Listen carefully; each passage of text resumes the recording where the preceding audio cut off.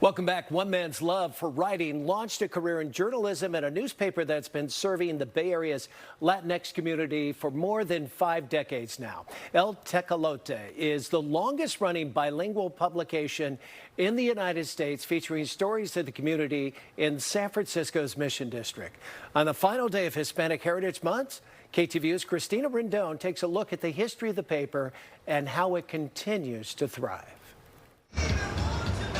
Amid the hustle and bustle of historic 24th Street in San Francisco's Mission District, Acción Latina is a cultural arts and media organization nestled between stores and restaurants. The nonprofit publishes El Tecolote newspaper, meaning the owl. Every 2 weeks, 10,000 copies continue to get printed and distributed throughout San Francisco and the Bay Area. Acción Latina's executive director, Fatima Ramirez, calls El Tecolote their cornerstone project. It's the longest-running bilingual publication in California, with stories printed in both English and Spanish. I think my favorite is when I see folks holding the newspaper because they're in it. You know, the proud feeling of knowing that their story is being told. Alexis Terrazas has been editor-in-chief since 2014. Yes, we are based in the Mission and we do cover the Mission, but I also see us as this regional paper. We cover what I like to call El Pueblo, the people. He's proud to carry on the tradition of community journalism. Our community, Latino community, gets kind of really oversimplified. And I think my job here has really allowed me to explore the nuances of our community. We're not just, one people with one cultural experience. We're not one people with just one migration experience. El Tecolote has one full-time writer, one full-time photographer, and relies on volunteers to tell people's stories.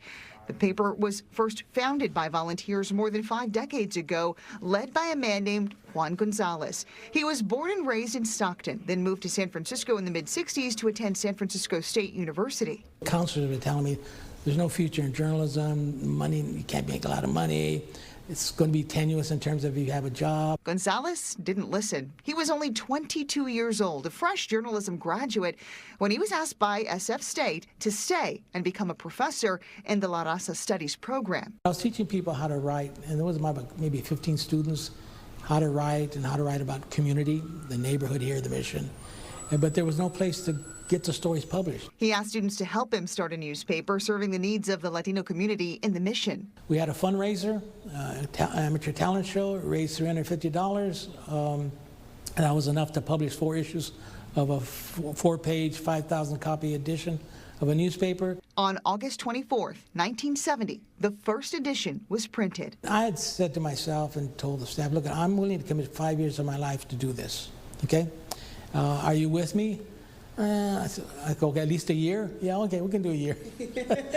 I said, I'll take that. At the very beginning, we were like nomads, going from working out of people's kitchens or garages, or, community centers would give us some space. And being bilingual right off the bat was really important. This year, the paper marks 53 years in publication. It's a golden milestone, so it also shows how much it means to folks, and it speaks to why we're still needed in the community as well. The paper's archives are now inspiration for an art gallery in Acción Latina's headquarters, this one featuring comics of stories covered in the 90s.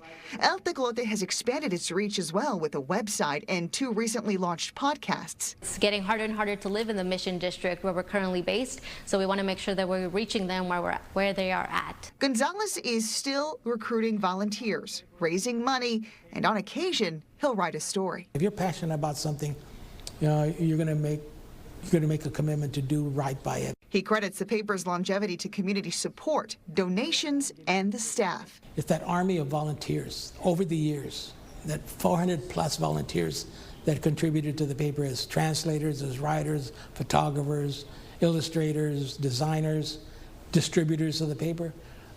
That's the army that really enriches and made it possible for the paper to exist so long. The hope is El Tecolote will keep flying high for another 50 years, amplifying Latinx voices. I really always looked to this quote as a North Star for our work. Yo soy el tecolote, yo soy la gente, yo soy de ustedes. In San Francisco's Mission District, Christina Rendon, KTVU, Fox 2 News.